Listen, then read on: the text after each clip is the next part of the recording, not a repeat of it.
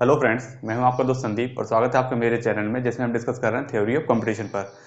दोस्तों, इससे पहले हमने पुश डाउन ऑटोमेटा पर डिस्कस कर लिया था और आज हम डिस्कस करने वाले हैं ट्यूरिंग मशीन पर।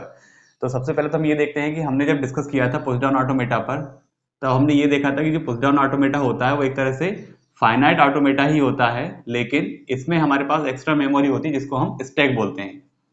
तो यहाँ पे क्या हो जाता है कि यदि हमारे पास फाइनाइट ऑटोमेटा है और उसमें हम एक्स्ट्रा मेमोरी एसोसिएट कर रहे हैं जिसको हम स्टैक बोलते हैं, तब ये क्या हो जाता है, पीडीए हो जाता है, पुश डाउन ऑटोमेटा, और ये फाइनाइट ऑटोमेटा से ज्यादा पावरफुल हो जाता है। तो जैसे कि यहाँ पे हम डिस्कस करने वाले हम ट्यूरिंग मशीन पे, तो ट्यूरिंग मशीन का सबसे पहले हम ब्लॉक डायग्राम देखते हैं, इसका मॉडल देखते हैं क्या होता है।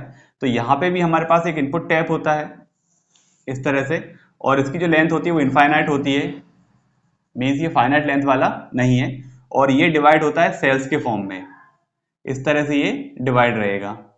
ओके, अब यहाँ पे आपके जो स्ट्रिंग है वो इनपुट हो सकती है। तो जैसे मान लीजिए यहाँ पे ए है, A1 है, यहाँ पे A2 है, यहाँ पे B1 है और यहाँ पे B2 है।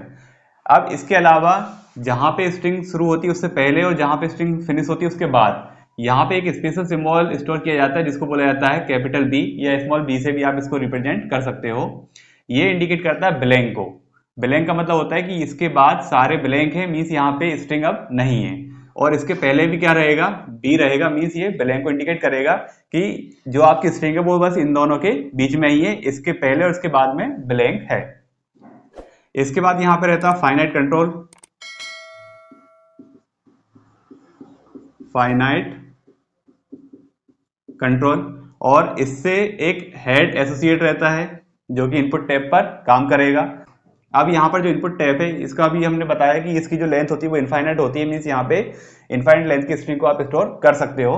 अब यहाँ पे जो हेड होता है, अभी तक जो पीडीए हमने देखा था, पीडीए में क्या होता है, जो हेड होता है वो सिर्फ रीड ऑपरेशन परफॉर्म करता है, लेकिन ट्यूरिंग मशीन में जो हेड होता है वो रीड के साथ साथ राइट ऑपरेशन भी परफॉर्म कर सकता है। तो यहाँ पे क्या हो गया, ये हेड क्या हो गया, रीड और राइट ऑपरेशन परफॉर्म कर सकता है, मींस इस इनपुट टैब पर हम रीड और राइट दोनों ऑपरेशन को परफॉर्म कर सकते हैं। अभी तक जो इनपुट टैब था हमारे पास उनमें हम सिर्फ क्या कर सकते थे, यहाँ से रीड कर सकते थे, राइट नहीं कर सकते थे। और पुश डाउन ऑटोमेटा में राइट करने के लिए हम एक्स्ट्रा मेमोरी लगाते थे जिसको हम स्टैक बोलते हैं। लेकिन ट्यूरिंग मशीन में क्या होता है कि इनपुट टैब पर ही हम रीड ऑपरेशन परफॉर्म करने के साथ साथ राइट ऑपरेशन भी परफॉर्म कर सकते हैं, इसलिए ट्यूरिंग मशीन पीडीए से ज्यादा पावरफुल हो जाती है।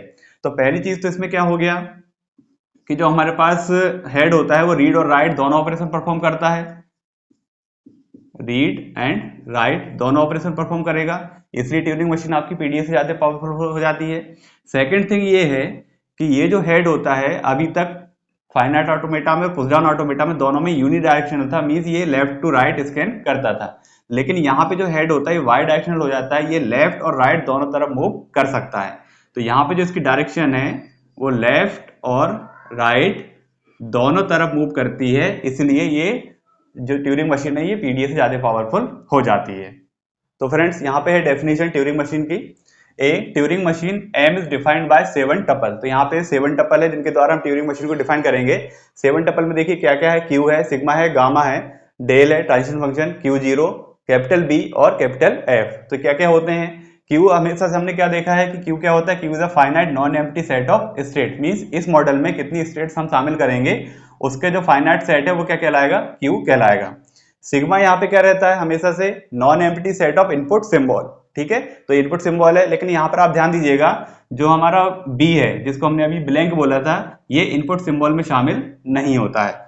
इसके अलावा gamma, gamma is a finite non empty set of tap symbol. तो जो भी टैप सिंबल्स रहेंगे उनको हम किससे रिप्रेजेंट करेंगे, गामा से रिप्रेजेंट करेंगे।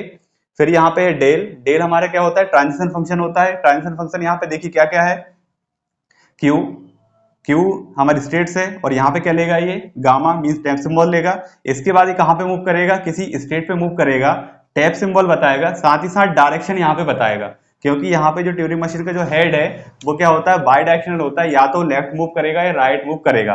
तो आपको हर ट्रांजिशन के साथ ये बताना है कि अब जो हेड है वो लेफ्ट डायरेक्शन में जाएगा या राइट में जाएगा। तो यहाँ पे एक और यहाँ पे जुड़ जाता है कि यहाँ पे आपको डायरेक्शन भी बताना है।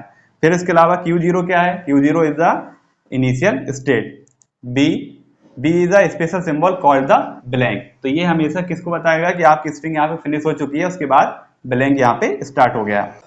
नेक्स्ट क्या है, capital F is the subset of Q. Is the set of final states. ठीक है, तो जितनी भी फाइनल स्टेट है वो हम किस में बताएंगे, एफ में बताएंगे।